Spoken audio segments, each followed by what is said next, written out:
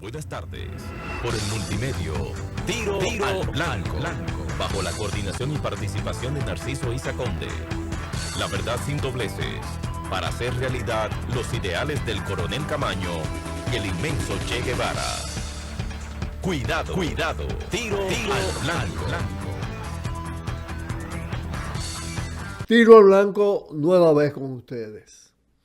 Este mes de abril se cumple el 60 aniversario de la gesta más importante del siglo XX y una de las tres más importantes de la historia republicana de este país, que se inicia con la separación respecto a Haití, la proclamación de la República y de la Independencia y la fundación de la República Dominicana. Y que le sigue la gran gesta de Luperón, de la restauración de la independencia después de la anexión a España. Pero este 60 aniversario y en general la gesta de abril tienen antecedentes muy importantes. La gesta fue en 1965, pero antes, ya llegando a los 20 años de la tiranía de Trujillo, se produce la primera expedición contra el régimen trujillista, la expedición de Luperón, a la que le sigue 10 años después la expedición de los héroes de junio del 59, inmediatamente después del triunfo de la Revolución Cubana. Fue una expedición que impactó las estructuras de poder de la República Dominicana y que inicia la decadencia, el declive casi definitivo de la tiranía de Trujillo. A la gesta de los héroes de junio le siguió la formación en la clandestinidad del movimiento revolucionario 14 de junio del 1J4 e inmediatamente después algo muy conmovedor y que definitivamente dice el basta: el asesinato de las 3 hermanas Miramar y de Rufino de la Cruz.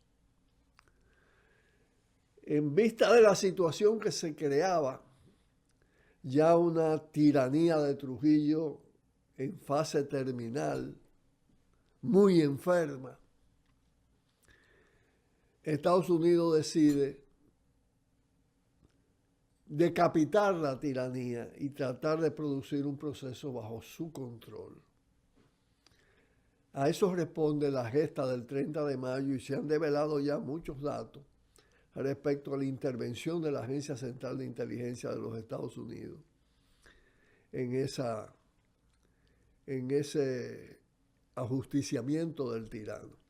Que ciertamente no se puede discutir el valor personal, heroico de los que la emprendieron, pero tampoco dejar a un lado lo que evidentemente perseguía y la intervención directa de los Estados Unidos en esa iniciativa contra la tiranía.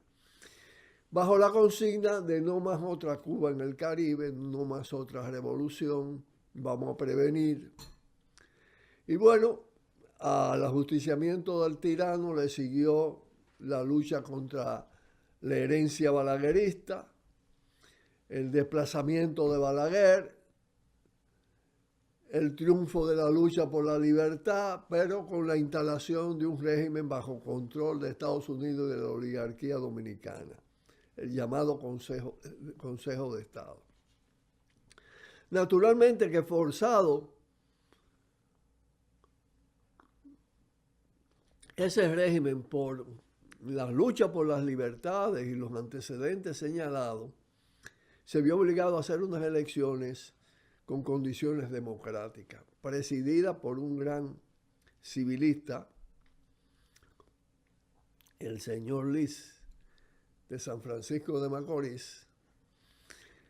Y en esas elecciones triunfó Bosch y a seguida se consumó un hecho muy importante, que fue la sustitución de la Constitución trujillista por la Constitución de 1963, la más democrática, la más avanzada socialmente de toda la historia republicana.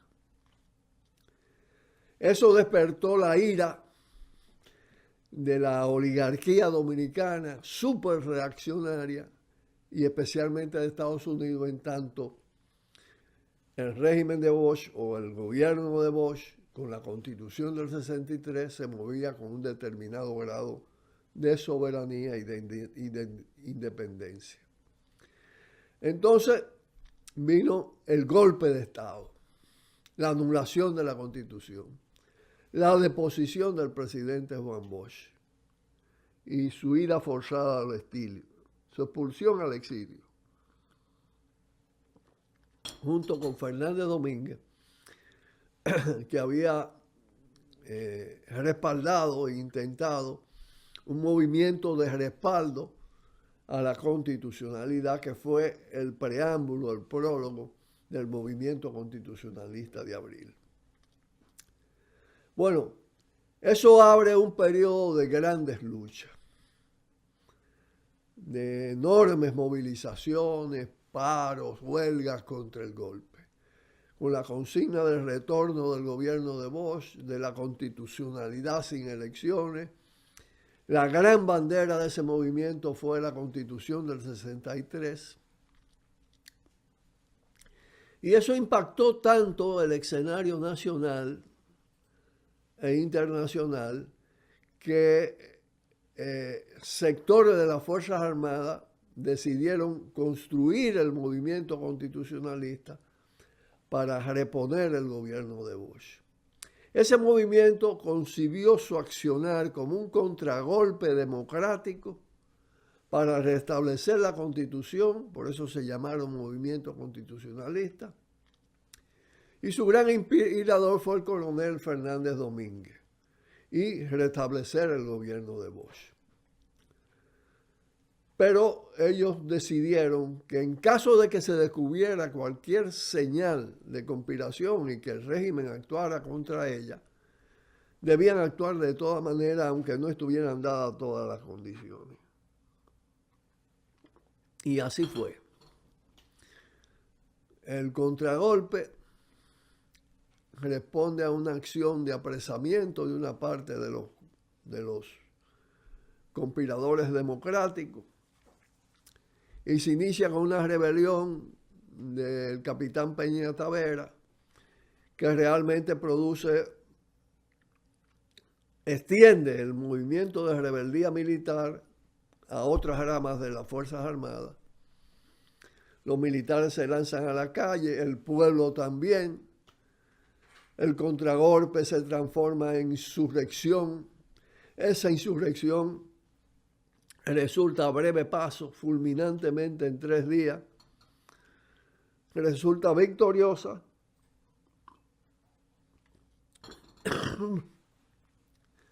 Culmina con dos batallas exitosas, triunfantes de parte del pueblo y de los militares constitucionalistas, la del Puente Duarte y el asalto a la Fortaleza Osama. Y prácticamente ya estaba a punto de restablecerse la Constitución y el gobierno de Bosch cuando se produce el desembarco de los 42,000 soldados norteamericanos para impedir el triunfo de la Revolución Popular y Democrática. Vamos a pausar y volvemos con el tema.